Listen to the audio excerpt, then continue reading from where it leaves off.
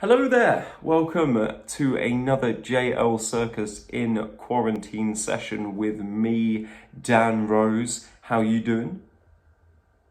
I assume that you said that you were doing very, very well. That is great, that's what I want to hear. As always, I've got a little bit of fitness for you guys and a little bit of circus today.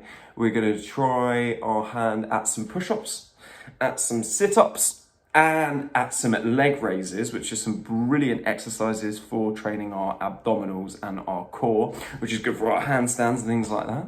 And also, I'm going to go into a little bit of in-depth detail into how to get a 3-ball cascade. So that's what we're going to be looking at today. A little bit of fitness and a little bit of juggling. So, without further ado, let me tell you what you're going to need for today's lesson.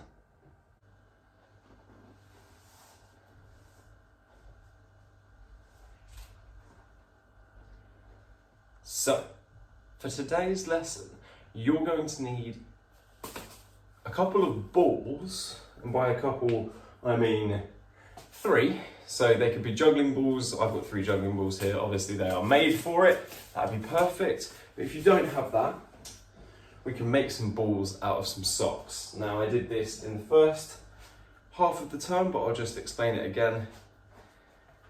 Take 2 socks. You're going to feed one sock up inside the other until it is into a nice ball shape like this. At this point, you can shape it and mold it into a ball a little bit easier, and it should fit your hand a bit better. And that, there, you have your 3 juggling balls. That's all you're going to need today. Before we get going with the circus today, we are going to do a little bit of our fitness to make sure that we are staying strong and supple and are everything that a circus artist needs to be. Today, we're going to do 3 exercises. We are going to do push-ups, we're going to do sit-ups, and we're also going to do our leg lifts, okay? Now, I know that those are 3 pretty scary sounding exercises, but I'm going to break them down, and hopefully by the end of our fitness bit, you'll see that actually there's quite a lot of things that you can do to your own ability that may not be your preconception or the idea that you already have of the exercise in your head, but it will be a variation of the exercise which is comfortable and possible for your body to do. So let's break those down.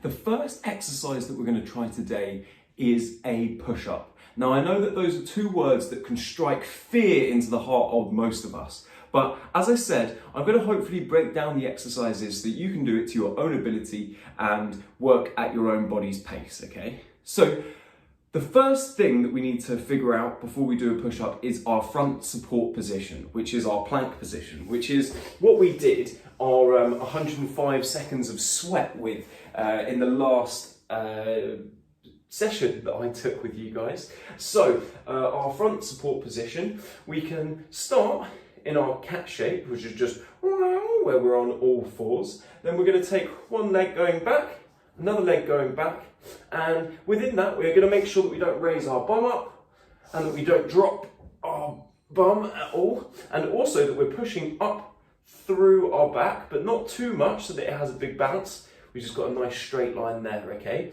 So this is our front support position. Now, this is where we could just do our push-ups, but it is very difficult doing it like that.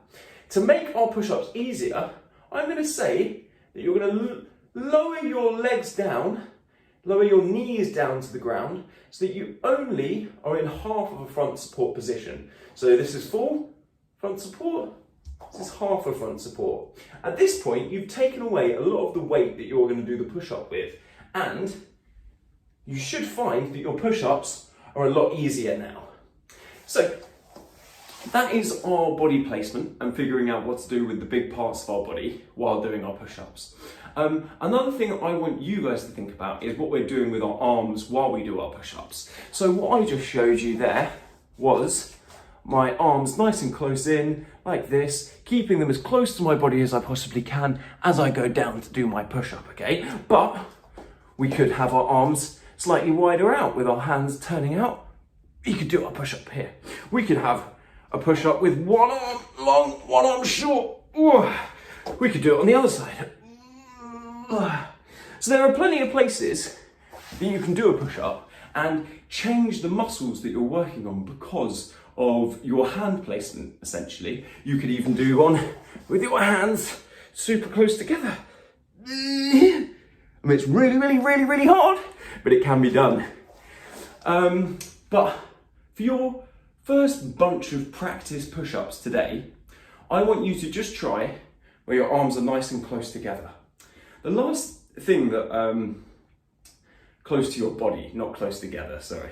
Your arms are close to your body. The next thing that I just want you to think about is trying to keep a right angle between your wrist and the floor, like your forearm and the floor, okay? At no point should your arm come back too much while you're doing a push-up.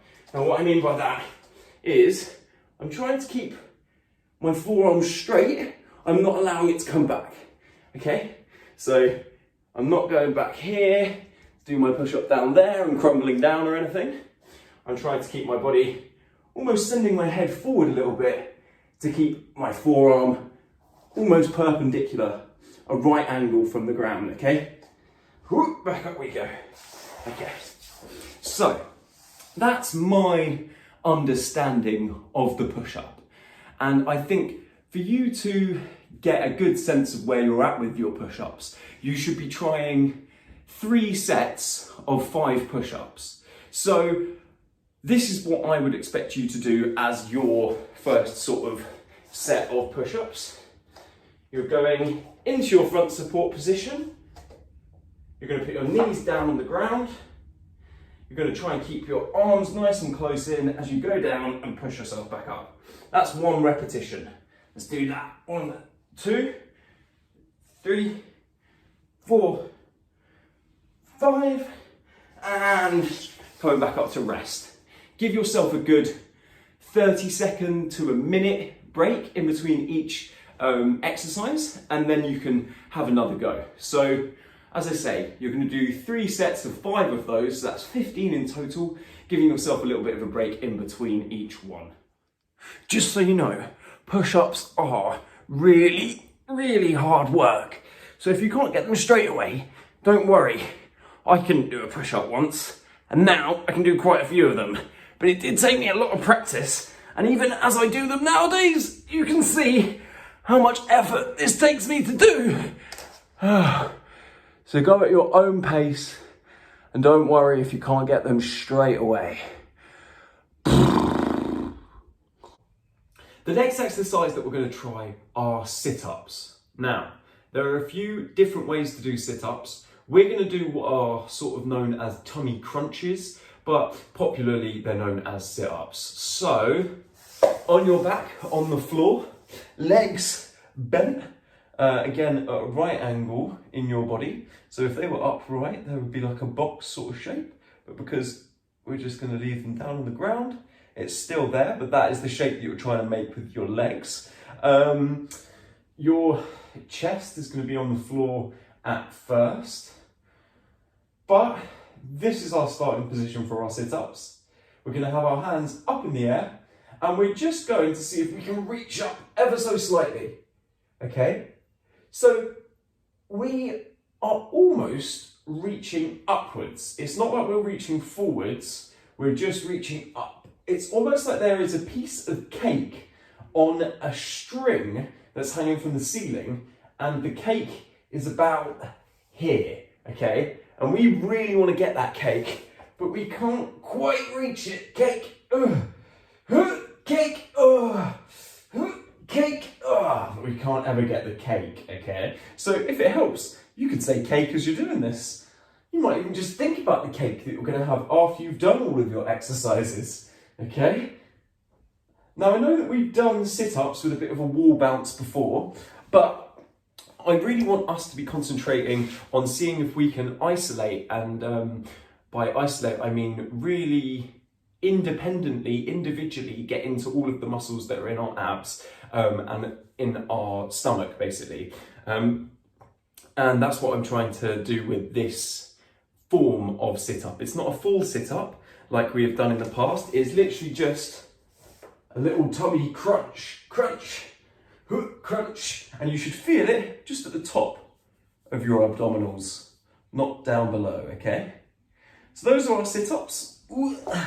Very much like with our push-ups, I'm going to see if you can do 5 of those 3 times, giving yourself a little bit of a break in between each one.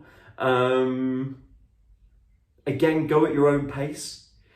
If you can do loads of sit-ups, do more. If you know that you can do 10 sit-ups, definitely try and do 10 and then do that 3 times. Give it a go. See how you find it. See if you enjoy it. Try to enjoy it. And as I say, if you can't enjoy it, just think about some cake. That's all you need to do. Think about a tasty slice of cake that's just slightly out of your reach and you're reaching for it. Each time reaching for it, okay? Cake will get us through exercise, guys. Cake solves all problems. That takes us onto our third and final fitness exercise for the day, which are our leg lifts. So I want you to find yourself in the position that you found yourself for your sit-ups with the nice right angle in your legs. Now, the exercise that we're going to try to do is quite simply just this. Lifting our legs up and off of the ground, like so. A few things to think about while we're doing this exercise is making sure that there's a connection between the lower part of our back and the floor. We shouldn't have any space here that you could like put a ball or anything. There shouldn't be like a big gap between the floor and your back. We want to close that space by engaging our bottom, engaging our quads, and engaging our belly to help our legs go up. Okay? This is quite a simple looking exercise, and what you're going to do is 3 sets of 10, so you're going to do this 30 times. If you find this exercise incredibly easy, you could take a juggling ball, put it on your feet like so, and see if you could do the exercise with the... So as I say, you can just try it with the ball on your feet. But this way you have to be really, really careful to make sure that the ball doesn't come off of your feet. Now it is quite tricky to do it like that, but this is a way that you can make the exercise a little bit harder and a little bit more interesting for yourself, okay? But, as I say, going to see if you can do that 30 times. So that's 3 sets of 10 repetitions of the exercise. Really thinking about engaging the core, engaging the bum and the quads to make sure that you're just using the legs to lift them. See how it goes. I'm sure you'll do just fine. Let's get on with some circus, shall we?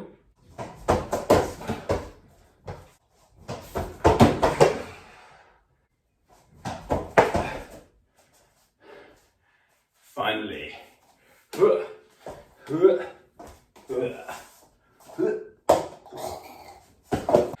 the circus section of today's lesson, we're going to learn this trick, the 3-ball cascade. Now this is what people would normally call a classic juggling pattern, and it's what I tried to teach you with the plastic bags in one of the sessions last half term. So it's a pattern that we already know, and it's a pattern that we have seen millions of times before here in JL Circus. This pattern, when done with 2 balls, looks like this. When done with 1 ball, it looks like this. Now this is the throw that you're going to need to get incredibly good at if you're going to do 3-ball juggling, okay? Now, a lot of juggling is just practicing one type of throw. Now, if you know that you need to use this throw over and over and over again, you're just going to practice this throw. Now, as you can see, my hand goes down to throw up. It swings inward when I throw. It doesn't swing outward. Now, the difference between these 2 throws is that one looks like a rainbow. That's our rainbow throw. And one looks like a mountain. That's our mountain throw. It's got a peak to it. And what we want are mountain throws. We don't want rainbow throws, okay? Now, if I show you all mountain throws, peak, peak, peak, peak, these are our rainbow throws. And although it's the same pattern, it's a little bit harder to juggle this way. So I want us to be practicing our one ball throws as our mountain throws. So, for a little bit of practice, I want you to now go away and see if you can do 50 of those throws. Right to left, left to right. See if you can get 50 without dropping. If you can do that, you'll definitely be ready to go on to the next stage, which is 2 balls. If you've managed to do your 50 throws with one juggling ball without dropping it, I would like you to grab another juggling ball or sock or whatever it is that you're choosing to juggle with today so that we can try our 2 ball cascade. Now, as you know, it's the exact same throw you've just practiced over and over and over again with one ball, but now we're going to add an extra one on top. So it's going to go throw, throw, catch, catch, throw, throw, catch, catch, throw, throw, catch, catch, throw, throw, catch, catch. Now, that was right, left, catch, catch, up, up, catch, catch. Whatever it is that helps trigger the movement in your body, whatever words you might need to give yourself almost like a mantra that you can say as you're doing your 2 ball juggling, that will really, really help. Now for me, it's up, up, catch, catch, up, catch, catch. But if you need to figure out that you're doing right, left, you could go right, left, catch, catch, left, right, catch, catch. Now, it's really important that you are doing your mountain throws while you're doing this exercise. Inside, inside, as opposed to your rainbow throws, because this is where it gets really important to be precise about what it is that you're practicing and make sure that you're not just doing something without really thinking about it.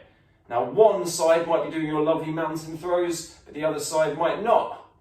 So you've got to be really precise with yourself, because I'm not there to tell you, hey, one of them's a mountain, one of them's a rainbow. You're going to have to try and figure that out for yourself. Make sure that they are always the exact same throw. It's all about repetition and rhythm is juggling. It's the same throw done over and over again, set to the timing of the throw that's come before it, okay? Now that's just rhythm and repetition. So in terms of exercises that you can do with your 2 balls, it is essentially just this. Right, left, catch, catch, left, right, catch, catch. Making sure that you're doing the same thing each time. That's what I'm going to give you. That's what I'm going to say to do. Just give it a go. See if you can go away and do 50 of these without dropping. If you can do them without dropping, then you'll definitely be ready to go on to the next step, which is 3 balls. You can do this. I believe in you. I believe. So, you've made it to 3 juggling balls. Well done, guys. Incredibly good work so far. Let's see if we can continue that with our 3 ball juggling.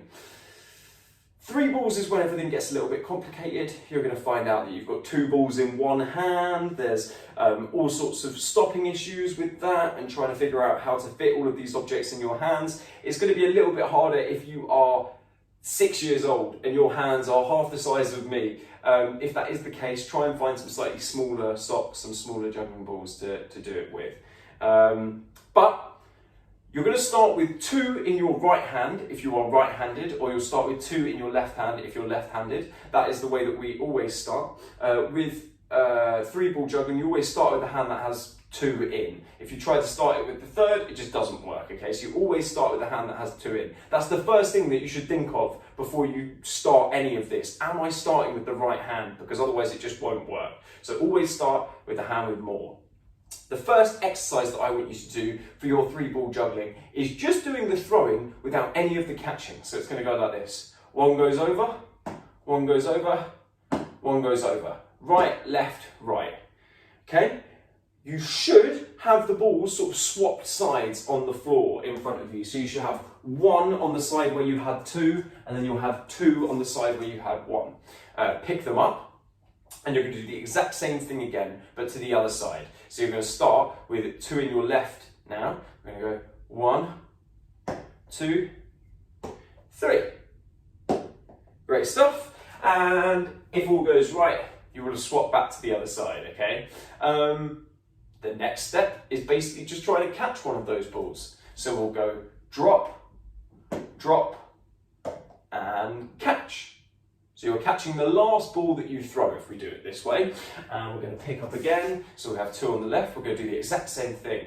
Throw, drop, throw, drop, throw, catch, okay? Now, as you can see, I'm getting a little bit faster with my throws, and the timing to throw the next ball, if you've just thrown one ball, maybe your first ball, you want that ball to reach its apex, which is the very highest point that it can possibly get to before it starts dropping down. That is when you throw the next ball. So have a little look. It's going to start dropping, and that's when I throw. So it's dropping, throw, dropping, throw, dropping, throw. And that is the timing for my cascade. But yours will be different because your throw heights will be different. But you've got to figure out your own timing for it, okay? So, that was a little bit about timing. If we have just tried catching one ball, the next step is to try catching 2. So, starting with 2 in your right, if that's your strong hand, left if it's not.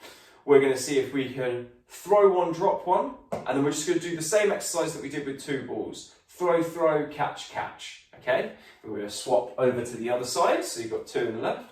Throw one, drop one, throw, throw, catch, catch. Now, at all points, you must think to yourself, am I going right, left, right, left, right, left, right, left? It has to be one side, then the other. At no point can you throw from one hand continuously and think that you'll get the 3-ball cascade right. It always has to be one side, then the other, one side, then the other. So, if you have managed to do particularly well with that last 3-ball exercise, which is drop one, throw, throw, catch, catch, which I'm sure you've done brilliantly with by now, we're going to just see if we can go for what they call a 3-ball flash, which is throwing 3 balls and catching 3 balls. 1, 2, 3. Catch, catch, catch, okay? You may now realise that you've got to catch 2 balls in one hand. If you find that quite difficult, you can put 1 ball down, put 2 into one hand, throw one over, and collect them on the other side. This is a brilliant exercise for learning how to catch 2 in one hand, because it can be quite difficult. I remember when I first learned how to juggle 3 balls, that was one of the hardest things that I found, was stopping.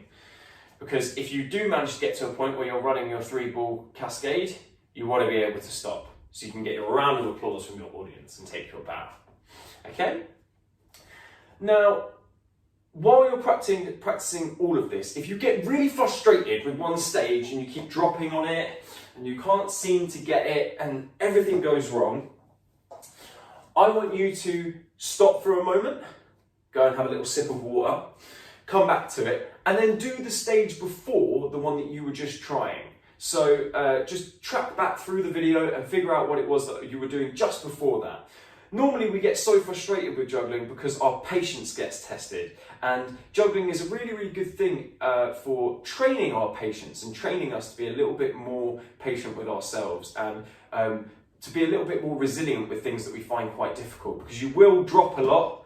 There will be a lot of you bending over to pick things up, and I don't want you to get frustrated with that. That's all just part and parcel of juggling. But if you do find yourself getting frustrated, take it back to something that you could do brilliantly, because there will be one thing in this video that you can do fantastically. Whatever that one thing is, you can figure out what that is. But go back and do that a couple of times, then go, okay, brilliant, I'm great at something. And then go back to the thing that you found really difficult and keep failing at it. But all of this just takes practice. That's basically all I'm going to say for juggling today. It's always right, left. It's rhythm and repetition. If you get annoyed doing one stage, go down to the other. If you still get annoyed, go back down to this. This is basically the best exercise that you can do for all of these things. Okay, all of that 2-ball juggling, all of that 3-ball juggling, just go back down to 1. But even the professionals drop from time to time, as you can see. Hopefully that will give you something to get practicing with. Give it a go.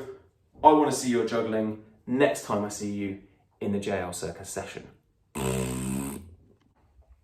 And that is that for this week's JL Circus in quarantine. I hope you've enjoyed yourself. I hope you've learned something. Hope that you've proved to yourself that you are better at something that you first thought that you were. And also, I hope that you're feeling a little bit stronger. Enjoy your week. Enjoy the time that we will spend apart from each other. And I will see you again soon. Thanks so much for tuning in. Bye.